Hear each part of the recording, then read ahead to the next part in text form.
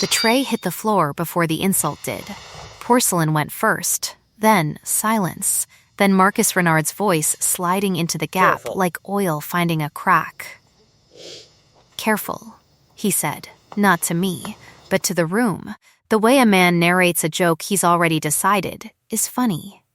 We wouldn't want her breaking anything she'd actually have to pay for. I knelt and gathered the shards with my bare hands because the little deuce pawn lived 3 rooms away, and I had learned in 11 days of working in this house that hesitation was its own kind of confession. Behind me, 2 of the kitchen girls were doing the thing they always did when they thought I couldn't hear, which was to make sure I could. Gold digger. The word had followed me up 4 flights of the Renard stairs like a smell I couldn't wash off, attached itself to my back the day I walked through the service entrance in my dead mother's coat, and someone decided that a girl that poor, hired that fast into a house that rich, had to be angling for something. They weren't wrong that I was poor. They were wrong about everything else. My name is Ren Ashby. I am 24 years old. I present as Omega, and until 2 years ago, I was training to become a field medic, the kind who gets sent into flood zones and collapsed buildings with a bag on her back and a stranger's blood under her fingernails by lunchtime. I quit the week my mother died of a fever a real hospital could have burned out of her in 48 hours if we'd had the money for a real hospital. I have not touched a stethoscope in a professional capacity since. I still carry one. It lives at the bottom of my duffel bag, wrapped in my mother's blue scarf, and if anyone in this house ever found it, they would call it stolen before they called it mine, because that is simply what this house believes about girls like me. I was still on my knees with a shard of porcelain biting into my palm when Mrs. Abernathy, the head housekeeper, came around the corner fast enough that her keys sang against her hip. "Up," she said. Not unkind, just certain. "Madam wants a new attendant sent to the private wing. Tonight, you're it." The kitchen went quiet in the specific way a room goes quiet when it has just watched someone win a lottery no one else was told they'd entered. Madam, the marble widow. Cassia Renard, who had buried a wife and inherited an empire in the same terrible month, who had not, in 3 years, let a member of staff last longer than a season in her private rooms, who was spoken of in this house the way people speak of weather systems, something to track, not something to meet. I did not know yet that being seen by her would cost me everything I thought I understood about being invisible. I only knew that my hands were shaking, and that the last time they'd shaken like that, someone's life had depended on them staying steady anyway. If you're the kind of person who likes watching a story build to something worth the wait, go ahead and subscribe to the channel now, so you don't lose this one in the feed. Then come back, because it's about to get worse before it gets good. The Renard house did not have a private wing so much as a country inside a country, and I was escorted to its border by a housekeeper who would not meet my eyes, and a guard who checked my duffel bag at the door with a thoroughness that told me exactly what he expected to find.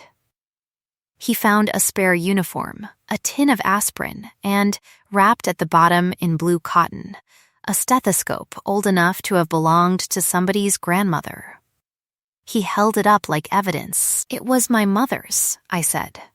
"She was a nurse." He looked at me the way people look at a claim they've already decided is a lie, set it back in the bag without apologizing, and waved me through. The room I was led to smelled like nothing at all, which I would later understand was its own kind of statement. Every other room in that house was heavy with cedar polish and old money. And this one, the innermost one, smelled like winter held its breath. Cassia Renard was standing at the window with her back to the door, in a dark suit despite the hour, one hand resting on the sill like she was checking it for weakness. "You're the new one," she said, without turning. Her voice did not rise or fall. It simply stated things, the way a verdict states things. "Ren Ashby, ma'am. I know your name. I read the file Marcus sent me, a pause, long enough to be its own sentence. It called you a liability. I kept my spine straight, because my mother used to say that the body tells the truth before the mouth gets permission to, and I did not want mine telling this woman I was afraid, even though I was. Then, I imagine it left out most of what's actually true about me. She turned then, and I got my first real look at the woman this entire house rearranged itself around. Dark eyes that did the work most people's whole faces do. A stillness that wasn't peace. It was a held position, the kind you learn to hold so nothing gets past you. And underneath the cedar polish of the room, something else, something that belonged to her alone, smoked vetiver and struck flint, cold and dark, and faintly, distantly, like the second after a match catches. Most files leave out most of what's true, she said. That's why I don't read them twice. That was the entirety of my interview for the most dangerous job I have ever held, and I did not understand, standing there with porcelain-cut hands and a stolen accusation still ringing in my ears, that I had just met the person who would eventually make me believe, for the first time since my mother died, that being seen was not the same thing as being in danger. The proof came 4 nights later, at a dinner I was not meant to be more than furniture at.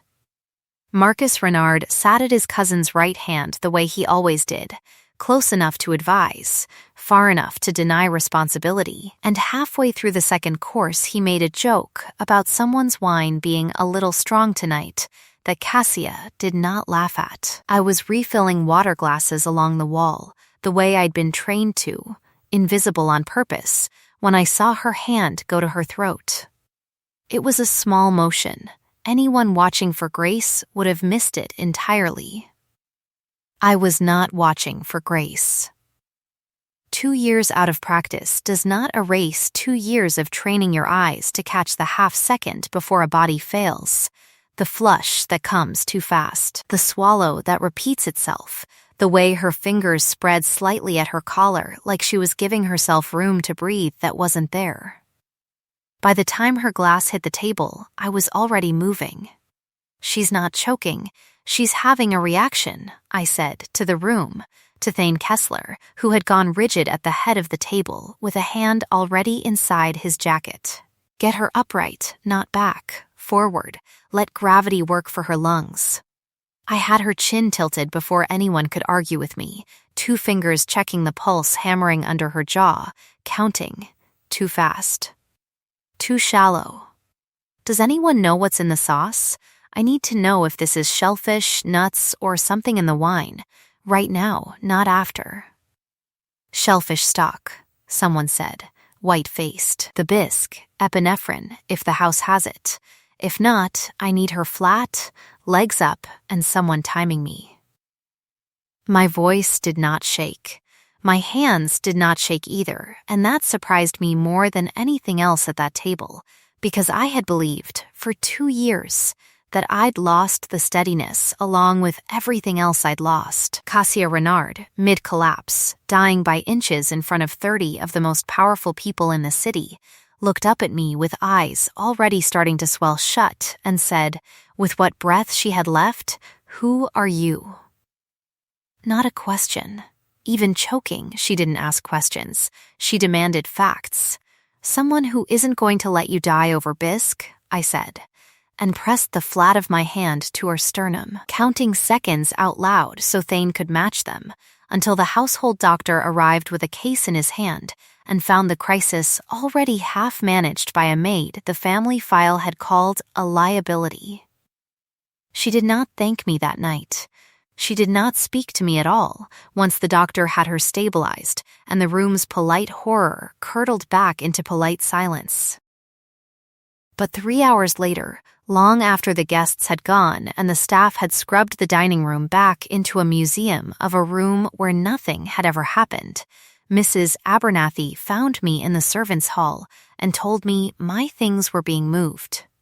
Moved where? The residential wing, she said, and there was something in her voice I hadn't heard from her before. Not warmth. Exactly. Recalculation. Madam's orders. You're her personal attendant now. Effective tonight.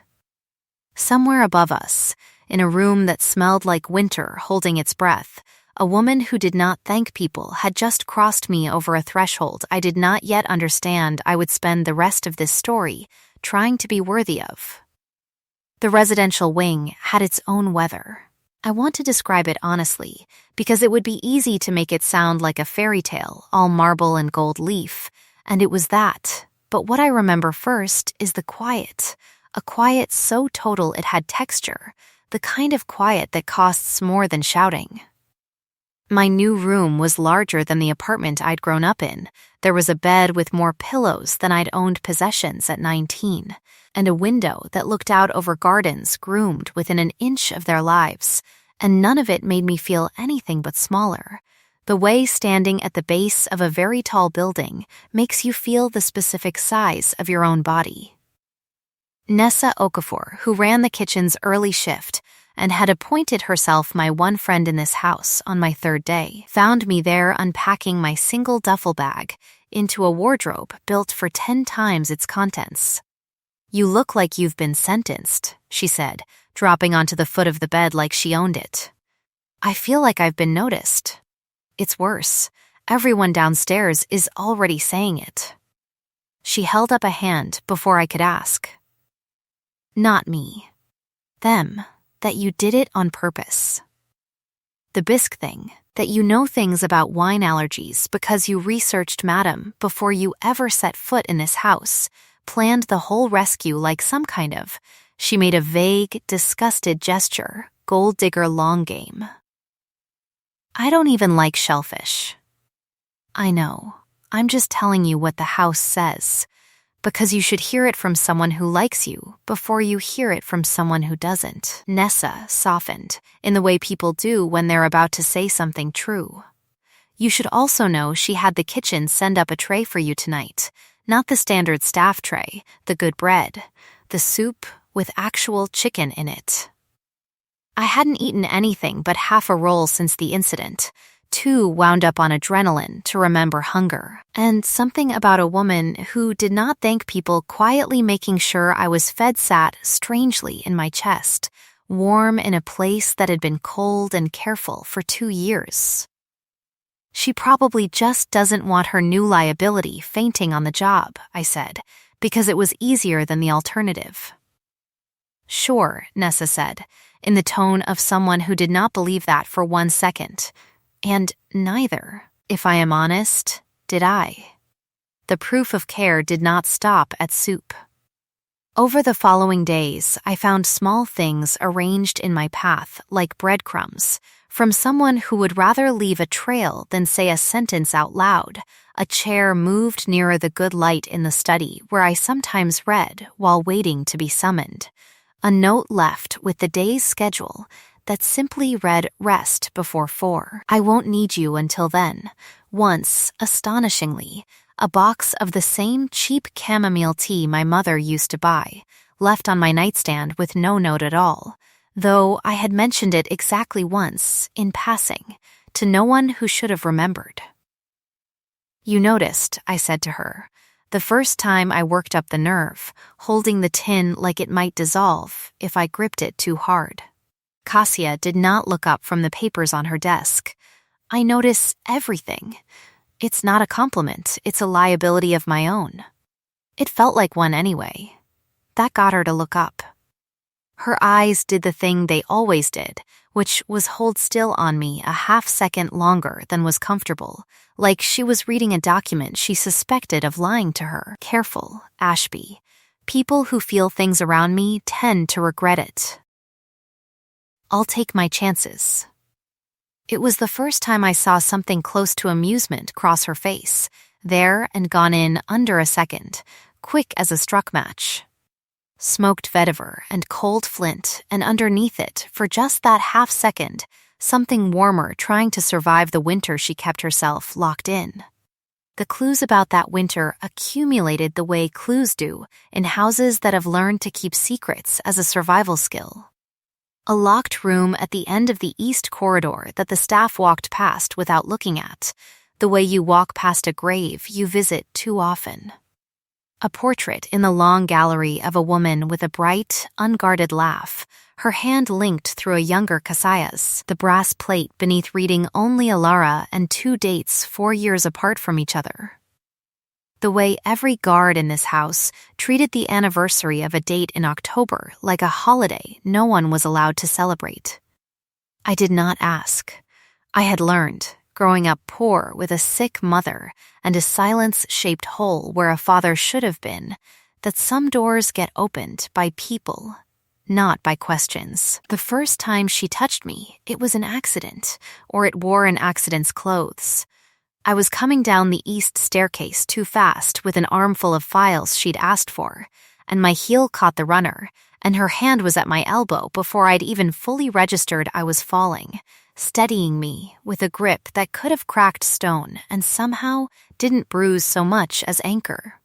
"Thank you," I said, breathless, very aware of how close her hand still was. "Don't fall," she said. "I don't have the patience to replace you." But her hand stayed a half-second longer than the sentence needed, and when she finally released me, I caught, underneath the vetiver and flint, something that had shifted, warmer, rounder at the edges, the scent equivalent of a held breath finally let go. I did not know yet that alpha scent carries more truth than alpha words. I would learn.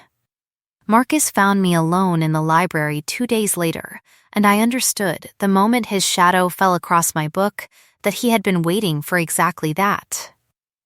"You've made yourself very comfortable," he said, in the pleasant voice of a man who has never once had to raise it to get what he wants. Personal attendant. Private wing. Soup with actual chicken in it, I hear. I do my job. You do a job you've had for 2 weeks with a suspicious amount of competence for a maid with no references.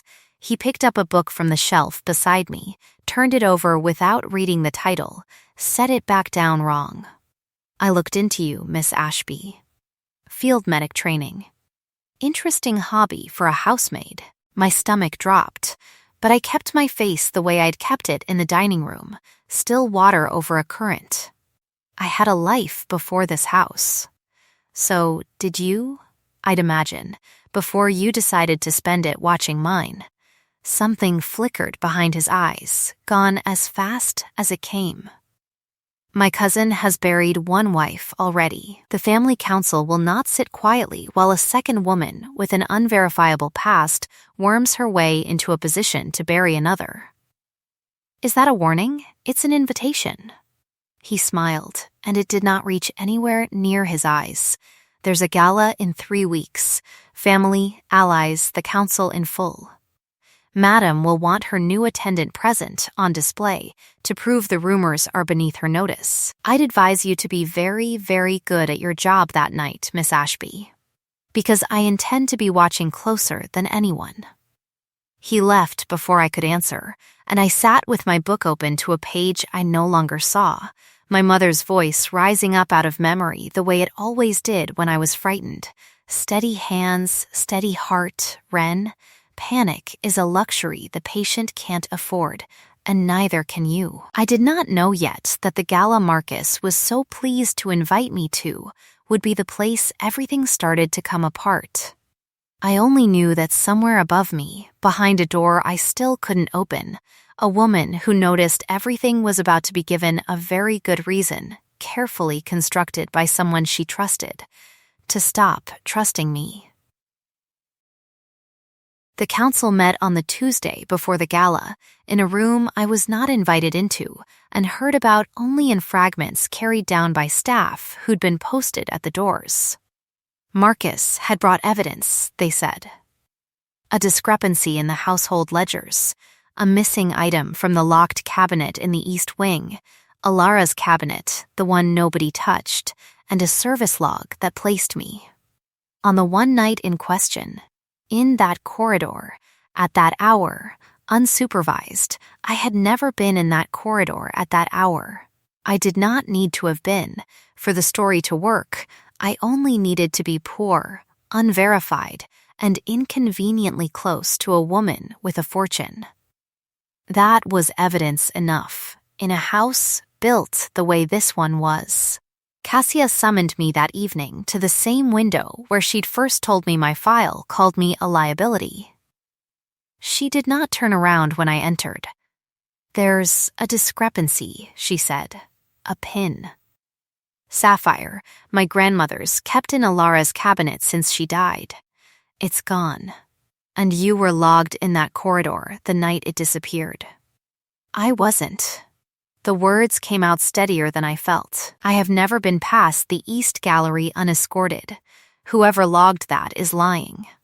Marcus doesn't lie about ledgers. Still, she did not turn. He lies about people. He's very good at both, and I have spent 3 years learning I cannot always tell which one I'm looking at until it's cost me something.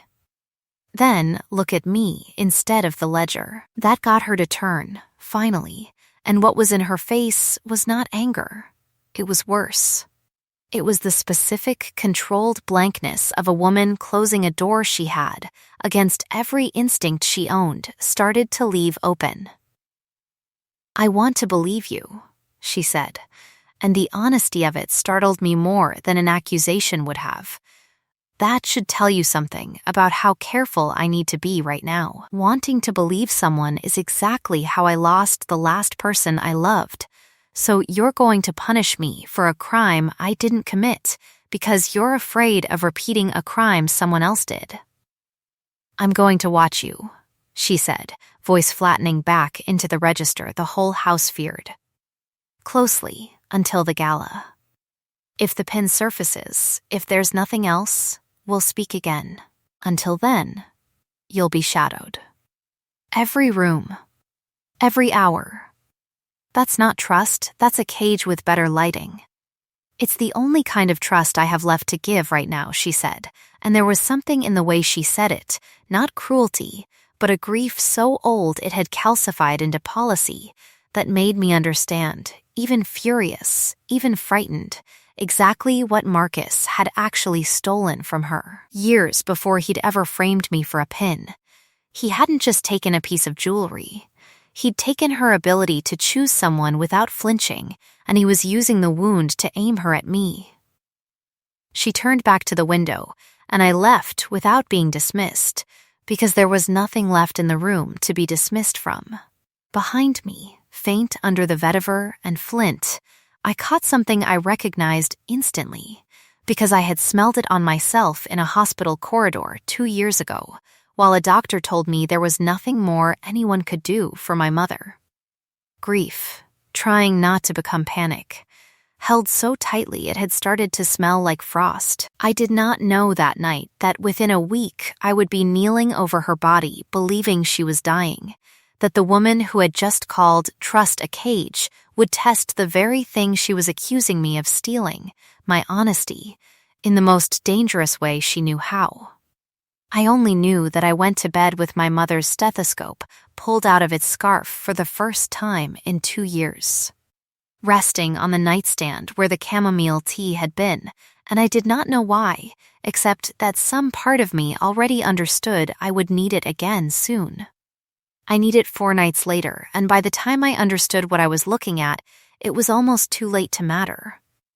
I had been summoned at 11, an odd hour, the note in her own hand, rather than relayed through staff, "Come to my rooms, alone. Don't wake the house." I told myself it was nothing, that a woman who had just accused me of theft did not summon her accuser to a private room at 11 at night without reason, and some small, treacherous part of me hoped the reason was one I wanted. I found her on the floor of her study, half collapsed against the armchair, one hand outstretched toward a fallen glass, the amber liquid soaking dark into the rug beneath her. For a full second, the worst second of my life, worse than the hospital corridor, worse than the funeral, I thought I was looking at a body. Cassia, I dropped to my knees, my training taking over before my fear could. Pulse, there, but wrong. Too slow, dragging, pupils blown wide, barely reactive to the lamp I angled toward her face, breathing shallow, a rasp catching at the bottom of each inhale. Not the same reaction as the shellfish, something else, something deliberate. Someone poisoned her, I said out loud, to the empty room, because saying it steadied my hands the way naming a thing in an emergency always does. Recovery position. Not flat, I need her on her side. Airway clear, I got her turned, cleared her mouth, checked for a medical bracelet, a card. Anything that would tell me what was in her system. My hands moving with a speed and certainty I hadn't felt in 2 years. Tears already blurring my vision because some part of me, the part that wasn't a medic anymore and hadn't been for 2 years, the part that was just a woman who had started against every warning she'd given herself. To care for this impossible, guarded, grieving alpha was screaming that I could not do this again. I could not kneel over someone I loved and lose. "Don't you dare," I said, low, fierce, my hand pressed flat over her sternum the way I'd pressed it that first night, counting under my breath. "Don't you dare do this to me. I didn't survive my mother to bury you too. Do you hear me? I am not losing another person I love to a room I got to too slow." I did not mean to say love. It came out anyway, torn loose by fear, and I would have been mortified if there had been room in me for anything but terror. Her eyes opened. Not fully, not with the sharp, assessing clarity I knew from her.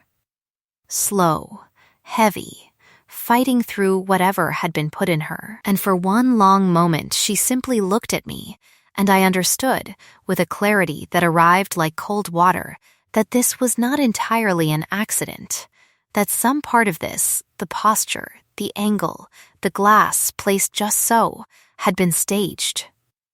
"You're testing me," I said, disbelief and fury and relief tangling together so fast I couldn't separate them.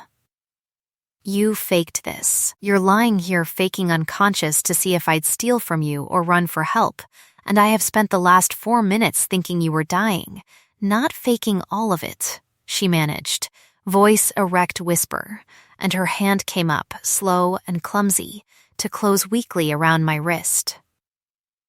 Wine. Tasted wrong. I thought I could control it. I've built a tolerance to half of what this family uses on its enemies.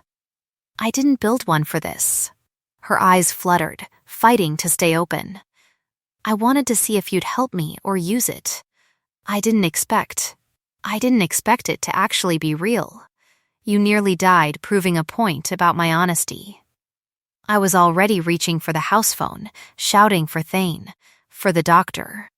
My hands never once leaving her pulse, counting it out loud so whoever arrived could pick up exactly where I left off, the way I'd been trained to hand off a patient without losing a single second of continuity of care. She was still holding my wrist when the doctor's case hit the floor beside us, and even then, even fading, she would not let go. "Say it again," she rasped, so quiet only I could hear it under the chaos breaking around us. "Say what? What you said." Before I opened my eyes, I looked down at her, pale, poisoned, undone by her own test, the coldest woman in the city reduced to a hand that would not release mine, and I told her the truth, because I was too frightened and too raw to do anything else. "That I love you," I said. "God help me. I do." Her eyes closed again, but this time it wasn't the poison taking her under. It was something else, something that slid free of the grip she'd held on herself for 3 long years, and I watched, astonished, as a single tear tracked down from the corner of one closed eye, cutting a clean line through the composure that had never once cracked in front of another living person. The marble widow cried on the floor of her own study, holding on to a maid the whole house had called a liar. And I understood, in that terrible, tender second before the doctor pulled me back to make room to work, that I had just watched 3 years of frozen ground finally give. She lived. The doctor confirmed it within the hour, a low dose of a slow-acting compound that would have done real damage by morning if it had gone unchecked through the night. My read on the pupils and the breathing had bought exactly the margin that mattered, he said, kneeling to check my own steadiness after, because apparently my hands had not stopped shaking until well after hers had stilled. I sat with her through the worst of the night, in a chair Thane dragged to her bedside without being asked, and somewhere near dawn her eyes opened again, clear this time, tracking straight to me before they'd even finished focusing on the rest of the room. "You stayed," she said. Her voice had recovered most of its low-level register, but something underneath it had not gone back to where it lived before. "I wasn't going to leave you to wake up alone after accusing you of murdering me by wine. I wasn't accusing. I was testing." A pause, and something almost like shame crossed her face, quick and unfamiliar on features built for stillness. "Badly. I know that now. You could have just asked me if I'd steal from you. People lie to that question." She shifted, wincing, and I was on my feet before I decided to be, adjusting the pillow behind her without being asked, the way I would have for any patient, except my hands lingered a half-second longer than the task required, and hers came up to still them there, against the pillow, against her own shoulder. "I don't lie in emergencies," I said. "I don't have the bandwidth for it. Everything true comes out. That's the whole design flaw of me." "It's not a flaw." Her thumb moved, once, slow, along the inside of my wrist, over the pulse point, the way I had held hers hours earlier.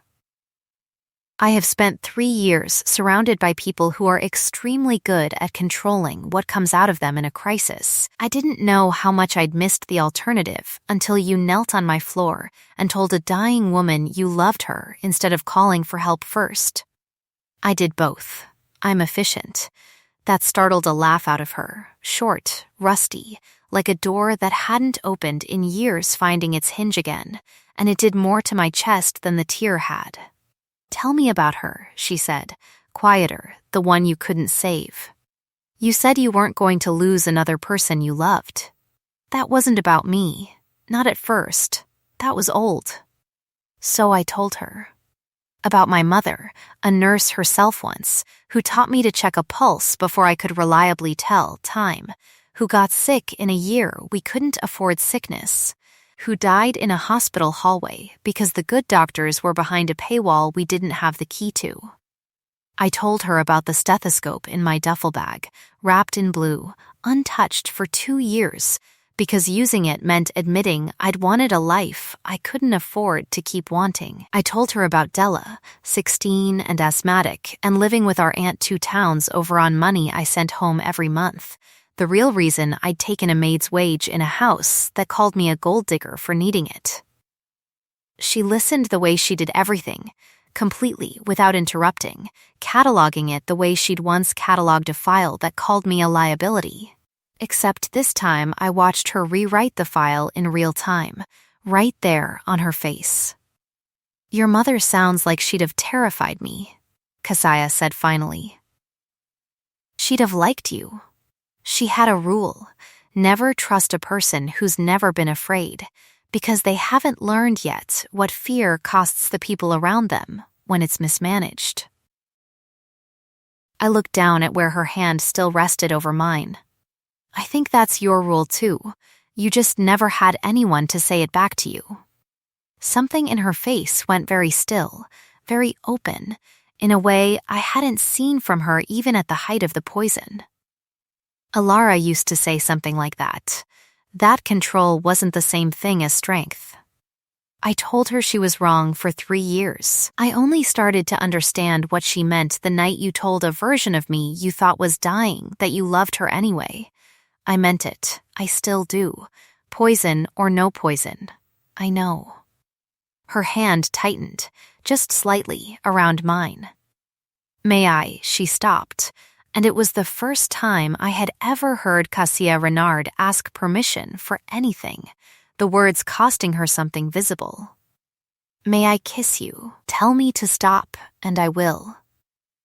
"Don't stop," I said, and she didn't, and it was slow and careful and entirely unlike the woman the household feared, her hand cupping my jaw like something she'd decided. Finally, she was allowed to want without it being a weakness. We did not get long to sit in it. 2 days later, Thane came to her study with a lab report that turned the whole shape of the story sideways. The compound in her wine did not match anything in common circulation in this city's underworld. It matched, instead, a rare synthesis used exactly once before, in a case that had been closed for 3 years as an unsolved poisoning. The same compound that had killed Alara. Cassia's face went the color of the marble people named her for, and I understood, watching her read that report twice, 3 times, that the quiet, tender window we had just found was about to be slammed shut by someone who had been inside this house, undetected, for far longer than 11 days.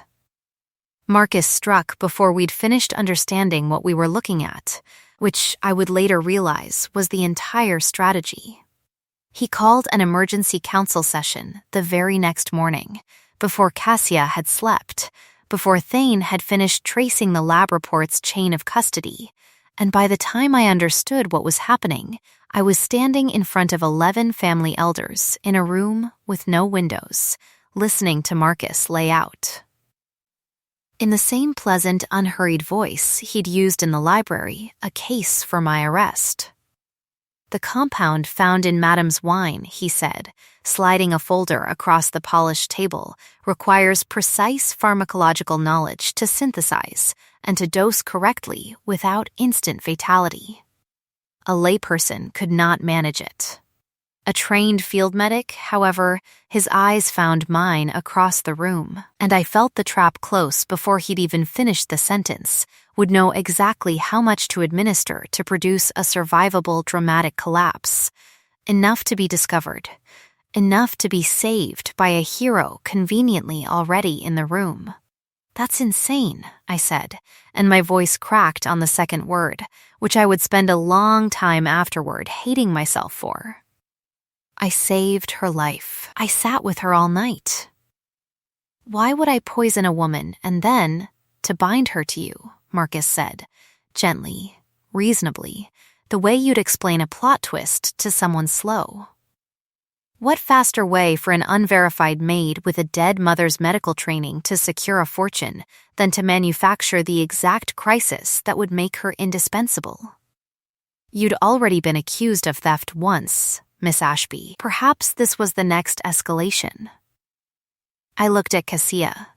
I need to be honest about what I saw, because it is the part of this story that hurt the most. I saw her hesitate. Not because she believed him, I understood that later, in the calm after, but because 11 elders were staring at her, because the same poison that killed her wife had just been found in her glass, because 3 years of learned caution had taught her that hesitation in public was sometimes the only armor a leader had left, and because I had, days earlier, myself confessed a love that would look, to any outside eye, exactly like the motive Marcus had just handed the room on a silver folder. "She'll be held," Cassia said, and her voice did not shake, and I understood that not shaking was costing her more than shaking would have. "Pending investigation. Not punished." "Held, Cassia," I started.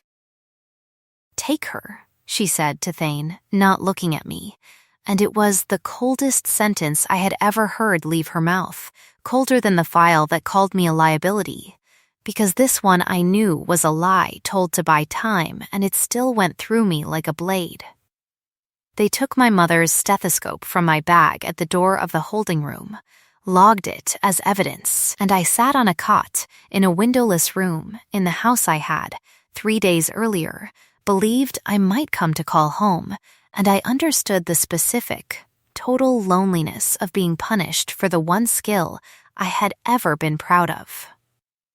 By the following morning, it was in the papers because Marcus had made certain it would be.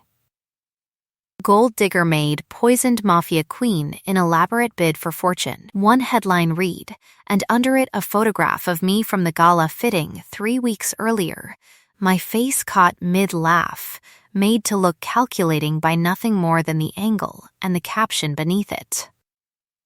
Nessa smuggled a note in with my dinner tray that night, held under a slice of bread, in handwriting so rushed it took me 3 reads to parse, that said only Mrs. A believes you. Thane's digging. Don't give up. Della doesn't know yet. We're keeping the papers from her. Della doesn't know yet. My 16-year-old sister, 2 towns away, needing her inhaler refilled by the 15th of every month, on money that would not come if I stayed locked in this room. And somewhere above me, a woman who loved me had let them take me to save face in front of a room of elders who had never once looked at me as anything but a rumor with a pulse.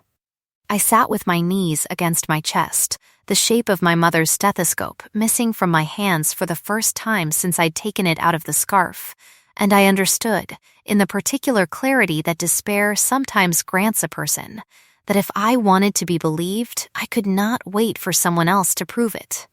I would have to prove it myself. With the only weapon this house had never managed to take from me.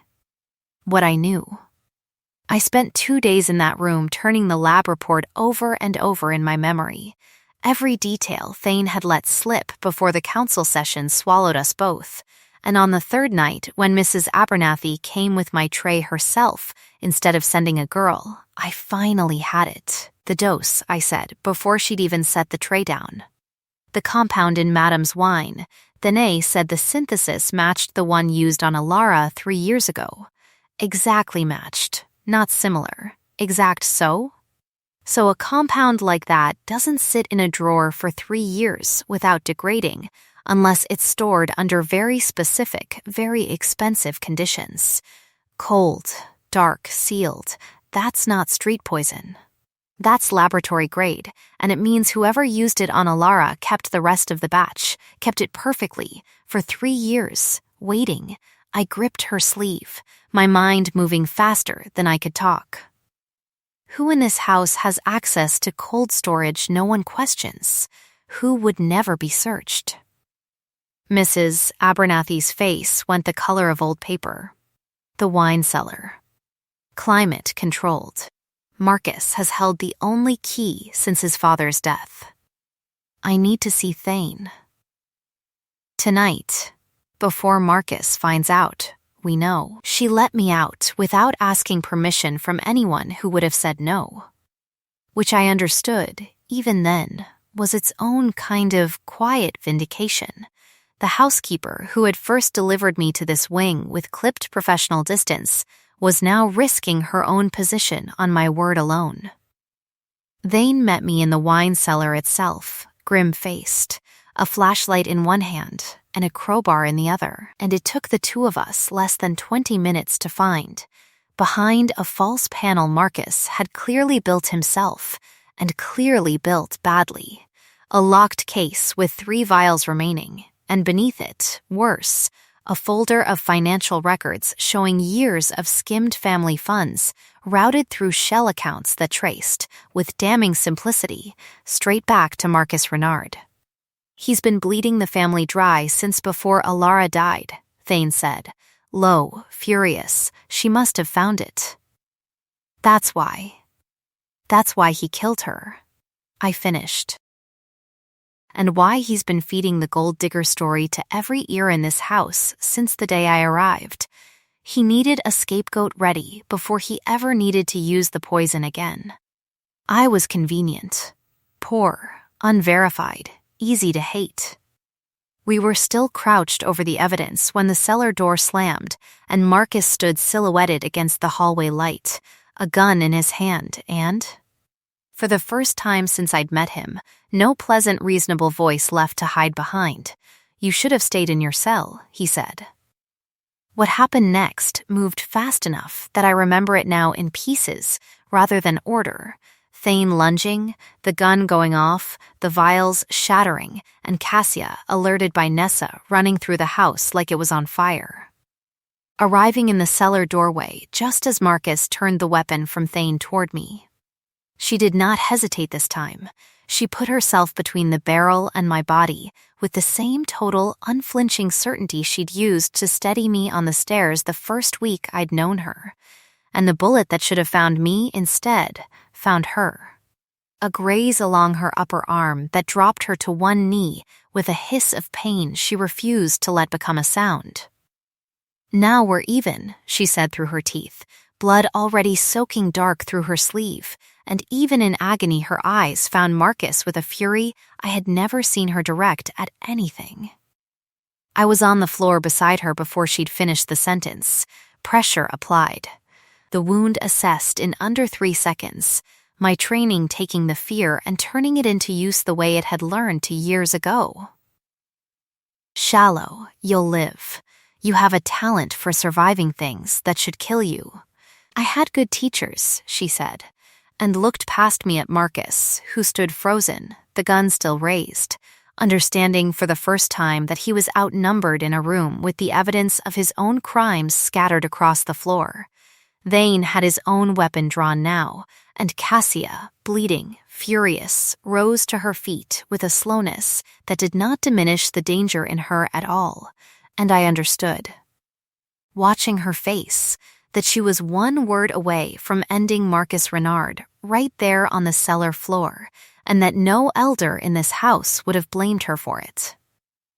"Don't," I said, my hand closing over her uninjured arm. "Don't let him make you the monster he's already decided you are. Let me make him nothing in front of everyone instead. That's worse for a man like him than a bullet ever could be." She looked at me for a long moment, breathing hard, blood on her hands and mine. And then, slowly, she lowered the fury enough to let Thane step forward and put Marcus in restraints instead of a grave. Everyone turned out to be the same 11 elders who had watched me led away 3 days earlier, reconvened the following evening in the same windowless room, except this time the folder on the table was mine to open. I laid it out the way I'd been trained to give a handoff report, clean, sequenced, no room for doubt. The degradation timeline that proved the poison had been stored, not synthesized fresh. The false panel and the hidden vials, photographed before Thane had even finished prying it open. The shell accounts, cross-referenced against 3 years of skimmed ledgers, in numbers precise enough that even the elders who had sneered loudest at the gold digger went pale reading them. And last, the recording Thane had managed to pull from his own jacket wire during the cellar confrontation, Marcus's voice thin and unmistakable. Confessing to the poison, to Alara, to years of theft, in the specific unguarded panic of a man who thought his gun gave him more power than it did. The room that had once decided my guilt inside of an afternoon took considerably longer to accept it, had been wrong. But accept it they did, piece by piece, until Marcus Renard stood stripped of his name, his holdings, and his freedom in front of the same relatives who had toasted his cleverness 100 times over the years and had never once thought to check his math. "The family owes you an apology," one of the elders said stiffly to me, as though the words cost him a physical toll. "The family owes me nothing," I said. "It owes Alara Renard justice 3 years overdue, and it owes itself a harder look at who it decides to believe next time, before it decides." Cassia, arm bandaged, stood at the head of the table where Marcus used to sit, and when the last elder had filed out, she crossed the room to me in front of the staff, still clearing away the evidence. Mrs. Abernathy, Nessa, Thane, every person in this house who had watched me carry the word gold digger like a wound for 3 weeks, and took both my scarred, ink-stained hands in hers. "I am done letting other people's fear decide who I trust," she said, loud enough for the room, not just for me. "This is Ren Ashby. She is not a liability. She saved my life twice in a month and asked for nothing in return but to be believed, and I did not believe her fast enough, and I will spend a long time making that right. Anyone in this house who repeats the word this family used against her will answer to me directly." It was not a proposal. It was better, in its way. It was the sound of a woman who had spent 3 years building walls, choosing, deliberately, in front of every witness who mattered, to take one down. That night, in her rooms, with the household finally, mercifully asleep, she asked me the question properly, quietly, her thumb tracing slow circles at my wrist the way it had the night the poison finally broke. "I want to claim you," she said. "Not tonight, not rushed, not because either of us nearly died this week. When you're ready. If you're ever ready, but I need you to know it's what I want, plainly, out loud, so you never have to wonder if I'm capable of saying true things. Ask me properly," I said, "and I'll tell you if I'm ready." Ren Ashby.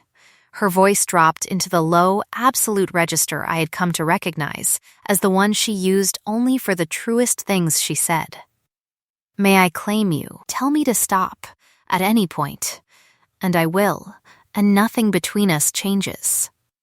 "Don't stop," I said for the second time in this story, and meant it more than I had ever meant anything, and when her teeth found the join of my throat and shoulder, gentle even in that, waiting a full breath after I nodded before she finished it. The bond that opened between us felt less like being marked, and more like a door I had been standing outside of my entire life finally swinging open from the inside. Somewhere in the house below us, I heard, faintly, the strains of Nessa laughing at something Mrs. Abernathy had said, and I understood that I was, for the first time since my mother died, exactly where I was supposed to be. A year is not very long, in the scale of a life, but it was long enough to change almost everything. Marcus Renard stood trial that winter and lost, thoroughly, publicly, stripped of the family name entirely, and sent to serve a sentence long enough that most of the household stopped mentioning him within a season. The way you stop mentioning weather that's already passed, the council that had once been so quick to believe a rumor became, under Kasaya's quiet insistence, considerably slower to believe the next one, and slower still to use the words they'd once thrown at me so easily.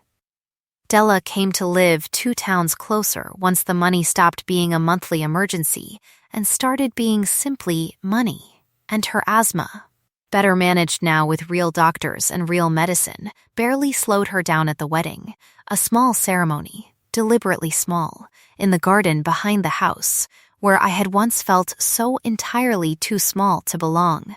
Cassia in dark green instead of black for the first time in 3 years. Thane standing witness with an expression so uncharacteristically soft that Nessa cried harder watching him than watching either of us. In 15 years, Tenny said, when it came time for him to speak, gruff and visibly uncomfortable with sentiment, I have never once seen her wait for anyone. Not for a meeting, not for a war, not for anything.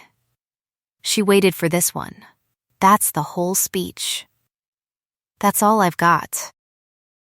Our vows were short, because we had already said the truest things we owned to each other on a floor stained with spilled wine. But I told her, in front of the small crowd that had become, without either of us quite planning it, a family, that I would always come back for her, the way my mother used to promise she would always come back for me before every long shift.